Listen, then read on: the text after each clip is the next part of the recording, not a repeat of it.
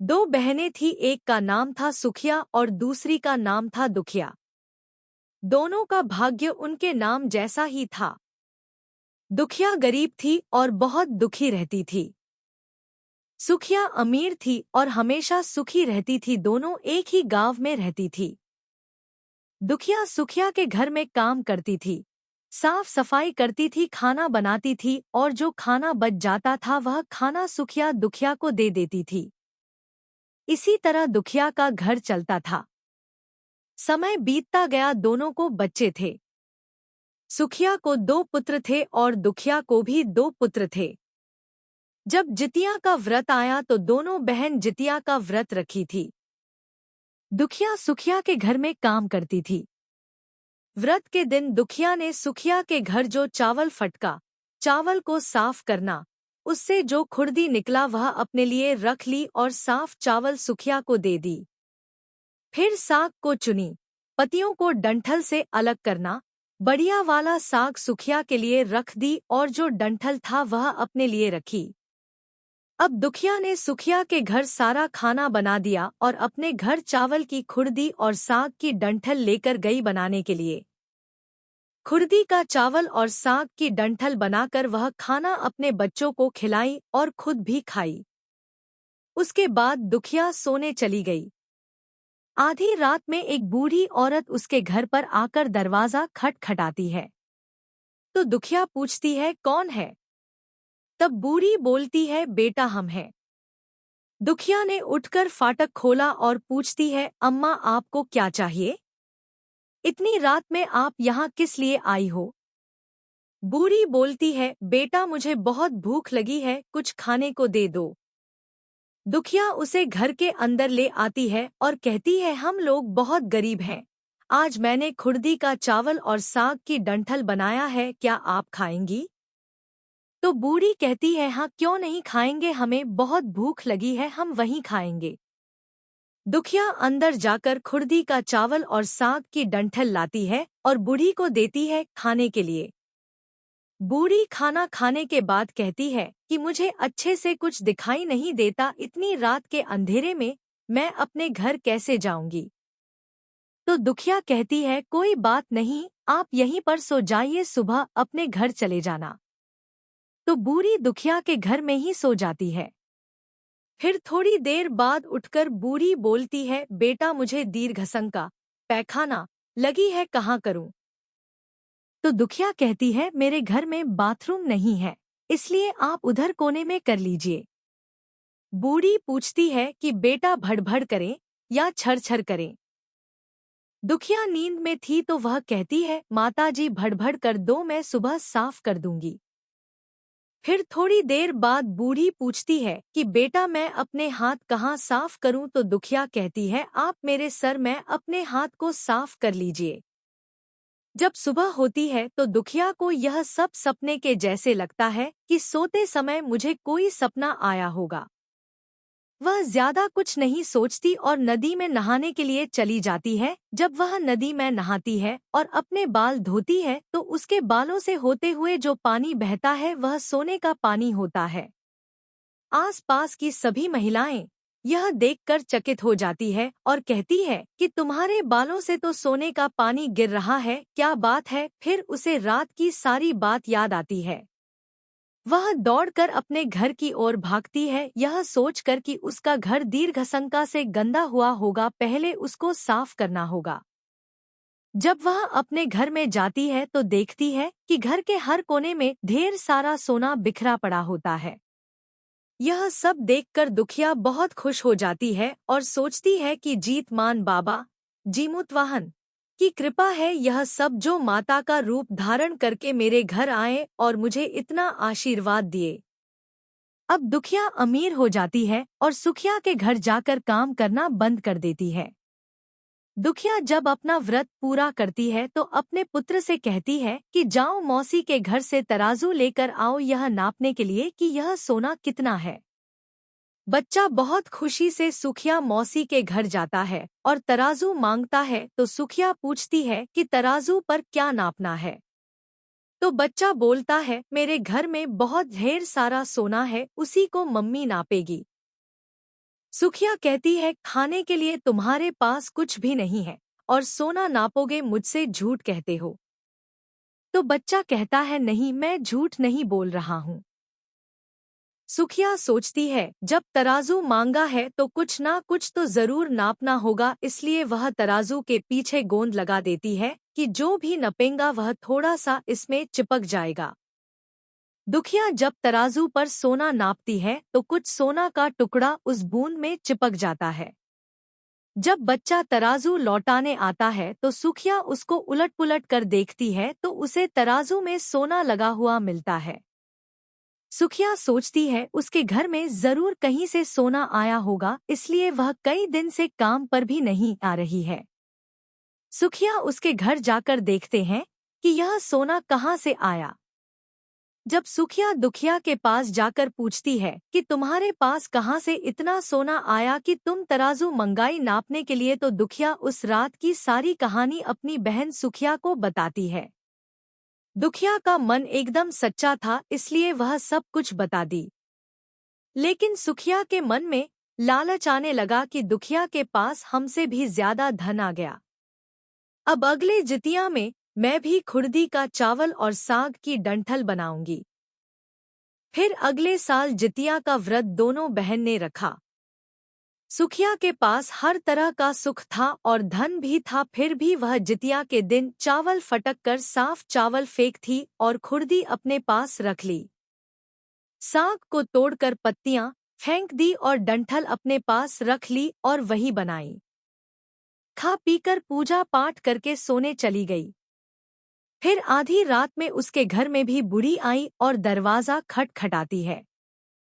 सुखिया उसका इंतजार कर रही होती है। वह तुरंत दरवाजा खोलकर बूढ़ी को अपने घर के अंदर ले आती है। बूढ़ी बोलती है, मुझे बहुत भूख लगी है, कुछ खाने को दे दो। तो सुखिया कहती है, मैंने खुर्दी का चावल और डंठल का साग बनाया है। बूढ़ी बोलती है, कोई बात नहीं, मैं खाऊंगी। तो सुखिया परोस देती है। वह खाना खाने के लिए और सोने चली जाती है। बूढ़ी बोलती है, मैं घर नहीं जा सकती, मुझे दिखाई नहीं देता। तो सुखिया कहती है, कोई बात नहीं, आप यही सो जाओ। थोड़ी देर बाद बूढ़ी फिर बोलती है कि मुझे दीर्घसंका पैखाना लगी है, कहाँ करूं। तो सुखिया कहती है, वहीं कोने में कर लीजिए। फिर थोड़ी देर बाद बूढ़ी पूछती है कि भड़भड़ करे या छरछर। इस समय सुखिया को याद नहीं आता है कि दुखिया ने क्या बोला था। तो सुखिया बोली, माँ, छरछर कर दीजिए।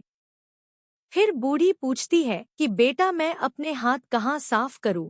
सुखिया कहती है, मेरे सर में साफ कर लीजिए। बूढ़ी अपना हाथ सुखिया के सर में साफ कर लेती है। जब सुखिया सुबह उठती है तो उसका पूरा घर गंदगी से भरा पड़ा होता है और उसके बाल में भी बहुत गंदगी लगी होती है। यह सब देखकर सुखिया बहुत दुखी हो जाती है और उसे बहुत गुस्सा भी आता है। वह अपनी बहन दुखिया को बुलाती है और उसको गुस्सा करती है कि तुमने हमसे झूठ कहा और मेरा पूरा घर गंदा करवा दिया। तो दुखिया पूछती है कि तुमने क्या कहा था, भड़भड़ या छरछर। तो सुखिया कहती है, मैं तो छरछर बोली। तो दुखिया कहती है, यहीं पर तो तुमने गलती करी और तुम्हारे पास तो सब कुछ था, किसी चीज की कमी नहीं थी, फिर भी तुमने लालच किया। मेरे पास तो कुछ भी नहीं था, तुम्हारे पास तो सब कुछ था। तुम्हारे घर जीत मन बाबा जीमूत वाहन भेष बदल कर आए, लेकिन फिर भी तुमने उन्हें अच्छा खाना नहीं परोसा। मेरे पास तो कुछ भी नहीं था, इसलिए मैंने उन्हें खुर्दी का चावल और साग का डंठल परोसा था। तुमने अपने घर आए भगवान का अपमान किया, सब कुछ रहते हुए भी तुमने साग और भात खिलाया। तुम्हारे पास सब कुछ होते हुए भी तुम्हें लालच नहीं करना चाहिए, इसलिए तुम्हारे साथ बुरा हुआ।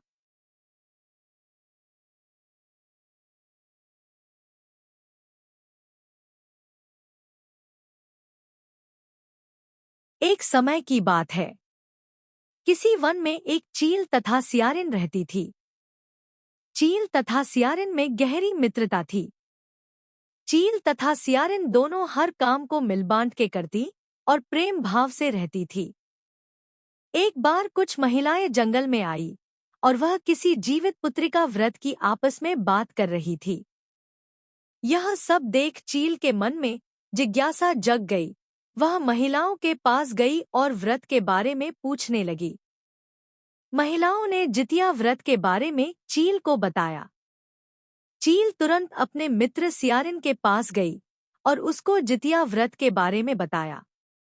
व्रत को बताने के बाद चील तथा सियारिन ने निर्णय लिया कि वो दोनों भी जितिया माता का व्रत और पूजा विधि विधान से करेगी। चील तथा सियारिन ने जितिया माता का व्रत का संकल्प लिया और शाम को पूजा की। पूजा के बाद ही चील और सियारिन को भूख लगने लगी। सियारिन अपनी भूख बर्दाश्त ना कर सकी और वह जंगल में जाकर शिकार करने चली गई। सियारिन जब मांस को खा रही थी, तब चील ने उसे देख लिया और व्रत तोड़ने के लिए सियारिन को बहुत डांटा। लेकिन चील ने अपना व्रत नहीं तोड़ा और वह सच्चे मन से जितिया व्रत को पूर्ण किया। अगले जन्म में सियारिन और चील का जन्म बहन के रूप में एक प्रतापी राजा के यहाँ हुआ। सियारिन का विवाह एक राजकुमार से तथा चील का विवाह राज्य मंत्री के पुत्र से हुआ। कुछ समय बीता तो सियारिन ने एक पुत्र को जन्म दिया।